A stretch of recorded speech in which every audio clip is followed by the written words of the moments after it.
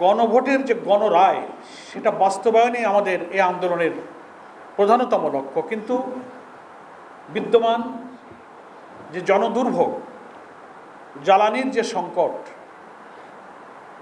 হাস্যকরভাবে জ্বালানি মন্ত্রী এবং অন্যান্য মন্ত্রীরা পার্লামেন্টে দাঁড়িয়ে বলেন দেশে কোনো জ্বালানি সংকট নেই, অথচ উনি যখন কথা বলছেন তখন পার্লামেন্টে লম্বা লম্বা গাড়ির লাইন, পার্লামেন্ট নয়, পেট্রোল পাম্পগুলোতে তেলের জন্য গাড়ির লাইন, শহরে গাড়ি চলাচল কমে আসছে, গুরুত্বপূর্ণ ব্যক্তিরা তেল পাচ্ছেন না। ইভেন পার্লামেন্টে জাতীয় সংসদ সদস্যরা দাঁড়িয়ে ক্ষোভ প্রকাশ করছেন যে ঘন্টার পর ঘন্টা আমিও নিজে তেল নিতে পারি নাই, অথচ সেই পার্লামেন্টে মন্ত্রীরা বলেন জ্বালানি সংকট নেই। সার সংকট এই জ্বালানি থেকে তৈরি হচ্ছে। কৃষি, আধুনিক যন্ত্রপাতি, এখন ফসল কাটা, ফসল তোলা, মাড়াই করা, প্রত্যেকটি জায়গায় আধুনিক যন্ত্রপাতি ব্যবহৃত হচ্ছে, যার জন্য জ্বালানির প্রয়োজন। সামনে বড় মৌসুম, সার সংকট, হাম পরিস্থিতি উদ্বেগজনক। শিয়া বাটার ও ভিটামিন ই সমৃদ্ধ লিলি বিউটি সোপ, তারুণ্যময় উজ্জ্বল ত্বকের জন্য।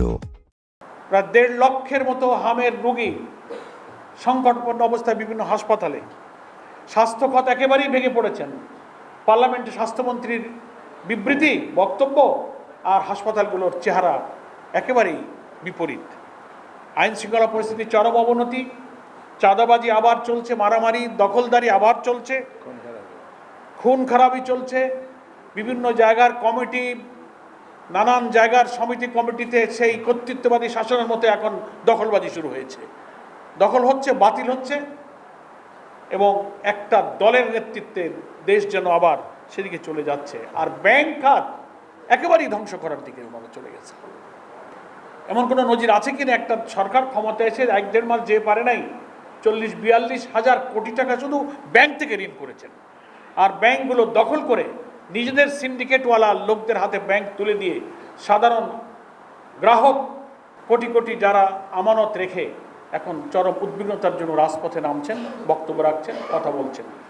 এই সামগ্রিক জনস্বার্থ, জনদুর্ভোগ দূর করা এবং দলীয়করণের মধ্য দিয়ে দেশকে যে আবার সেই যে কালো যুগ থেকে জাতি রক্ত দিয়ে ফিরালো, এবং প্রশাসনের মধ্যে যে নির্দলীয় নির্লজ্জভাবে যে দলীয়করণ চলছে, এর বদলি ওরে ওএসডি ওনাকে পদত্যাগে বাধ্য করা, একেবারে 1-1.5 মাসের মধ্যে একটা ফ্যাসিবাদী স্টাইলে, যার বিরুদ্ধে এতকাল ওনারাই বক্তব্য রেখেছেন, আমরা রেখেছি, সেই কাজ নিজেরাই শুরু করেছেন।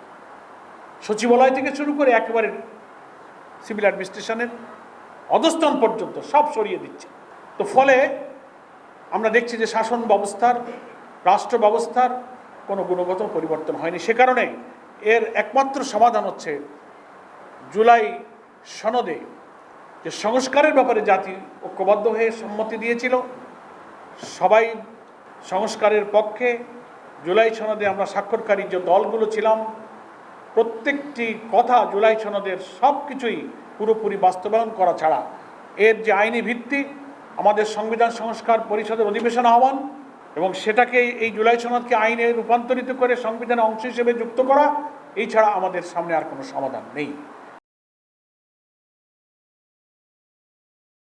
শিয়া বাটার ও ভিটামিন ই সমৃদ্ধ লিলি বিউটি সোপ, তারুণ্যময় উজ্জ্বল ত্বকের জন্য।